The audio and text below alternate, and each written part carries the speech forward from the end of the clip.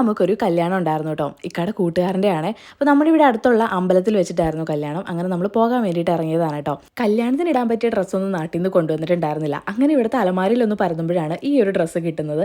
ഇത് ഞാൻ എൻ്റെ കല്യാണത്തിന് തലേദിവസം ഇട്ട ഡ്രസ്സാണ് കേട്ടോ. ഇവിടെ ഉമ്മ എടുത്തുന്ന ഡ്രസ്സാണ്. പക്ഷെ 5-6 കൊല്ലം മുമ്പേ ഉള്ള ഡ്രസ്സ് ആയതുകൊണ്ട് പാകാവുന്ന യാതൊരു പ്രതീക്ഷ ഉണ്ടായിരുന്നില്ല. എങ്കിലും അവിടെ ഇവിടെയൊക്കെ അഴിച്ചു വിട്ടിട്ട് ഒന്ന് സെറ്റാക്കി ഇടാമെന്ന് വിചാരിച്ചിട്ട് ഞാനത് ഇട്ട് നോക്കുമ്പോൾ കറക്റ്റ് ഫിറ്റാണ് കേട്ടോ. എനിക്കത് ഭയങ്കര സന്തോഷമായി. കാരണം 5-6 കൊല്ലം മുമ്പേ ഉള്ള ഡ്രസ്സ് ഇപ്പോൾ പാകമാണെന്നുണ്ടെങ്കിൽ അത്ര മെലിഞ്ഞു എന്നാണല്ലോ അതിൻ്റെ അർത്ഥം.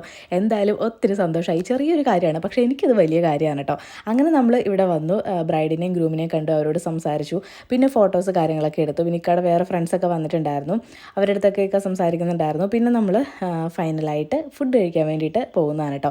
അപ്പോൾ ഇത് നല്ല അടിപൊളി സദ്യയായിരുന്നു.